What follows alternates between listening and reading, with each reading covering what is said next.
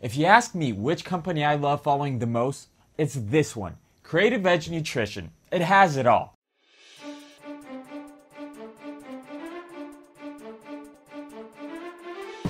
There's action, there's drama. Basically everything that makes an entertaining story. And the man to thank is Mr. Bill Shaban, the CEO, who has a very strange way of running things, like how he silenced critics, for example. Most CEOs simply tend to ignore them or threaten to sue. Not so for Mr. Shaban. It seems his stance on the subject is to post personal information about the critic and his physical address. Let's put things in a broader perspective before we continue. Since about the beginning of May, the stock price of Creative Edge has been in a slow downward movement for a variety of reasons that we don't really need to get into right now. We already covered most, if not all of those, in our previous video on the company. June saw a big cut in trading volumes, and the price started drifting sideways. Fast track to July, and our story begins with a person who calls himself the Wolf of Weed Street on the internet. If you're unfamiliar with him, this wolf character boasts a wolf pack of about 40,000 people. According to him, it's a group of social-based penny stock investors. What they do is pick a company in which many of them buy shares. When the price goes up, unrelated investors think it's a hot pick, and at some point, the wolf pack gets out.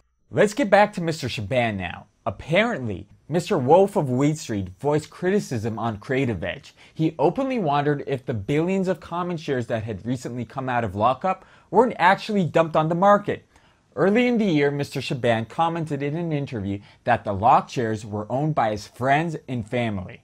Now, bear in mind, this is a pink sheet, so it's not regulated, and this means insiders can sell without notifying anyone. We don't know exactly how many shares were under the lockup, or if they were really sold, but it's definitely a legitimate concern. For a long time now, the open of most sessions have been marked by a big sell-off. Instead of answering the question though, Mr. Shaban decided to take a different approach. He posted on the company's Facebook page Mr. Wolf's name, job, and personal address details to all shareholders. He also posted a picture of the man, saying, I quote, "It will be great to have your trading practices vetted by the SEC, and the especially ominous, we are all accountable for our actions and words." But that's not true. Mr. Shaban wasn't held accountable for his words or actions. On the next day, the posts were deleted after numerous negative responses from Creative Edge shareholders and a minor stock price depression. A letter was released shortly after, where instead of apologizing to the actual person for giving his personal information to the public, Mr. Shaban apologized to shareholders for the way the outing was conducted, not for actually doing it. He pressed on, claiming, "It's a clear message that you cannot hide behind an avatar. We will ensure that you are held responsible for your comments and your actions. We will protect this company and its shareholders at all costs." So, with a supposed apology, Mr. Shaban just continued on attacking. There was even talks that he should resign for doing this. But as we said, not everyone is held responsible for his or her actions. This was a month ago, and the verbal fight goes on while our main characters fight it out by all means necessary. I can go on and talk about this for the rest of the day, but let's cut it here. I'll just end the subject with this, because we don't want to take sides. We need to mention that the Wolf, as he likes to call himself, is rumored to be investigated by the SEC for being illegally paid in stock by the president of Fortitude Group. Fortitude Group was suspended and is currently in the gray market after the Wolfpack picked it and made its stock price explode. So the subject is closed here.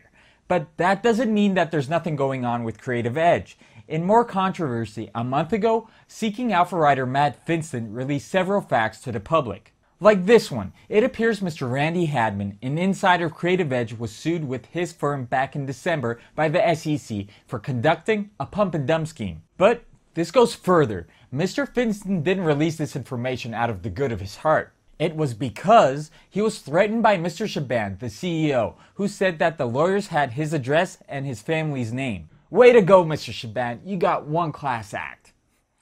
Anyway, all this was a month ago, but the story doesn't stop there. A few days ago, Mr. Hadman, the guy who was sued by the SEC, suddenly filed a suit of his own against the writer, Mr. Finston, on charges of libelous statements, or basically because he wrote a negative article. Mr. Finston responded by researching Mr. Hamden and finding some juicy stuff. It appears that the University of Michigan Dearborn doesn't have a department in economics, although Hamden claimed earning a master's degree in economics from the university. Even more suspicious, Mr. Hadman changed his LinkedIn profile's education graph to myself, as in he educated himself, and this is from a guy who supposedly does consulting. You'll be the judges of what that bodes for Creative Edge. But it seems the man is quite bent on going against every logic and authority out there. Guilty. You're the one who's guilty. The lawmakers, the politicians, the Colombian drug lords, all you who lobby against making drugs legal, just like you did with alcohol during the Prohibition. You're the one who's guilty. I'm sure that the court was enlightened by your geopolitical tirade, Mr. Brown. Unfortunately, society at large is not on trial here. You are Mr. Brown. Meanwhile, this is what shareholders get in their newest press release from the company, a new and exciting venture into stem cell research. Mr. Shaban has been promising for months that the company would acquire a Health Canada license to grow marijuana. But now, instead of making good on that promise, it seems Creative Edge may be jumping ships into stem cell research. Wait a minute. This isn't my world. Disappointed!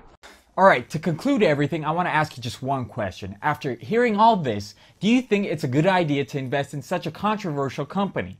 This is Martin Nadenov for Hotstock.com.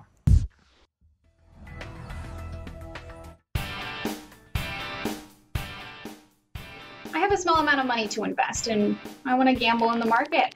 I'm looking for a penny stock that'll go up and turn it into $100,000 or $1 million.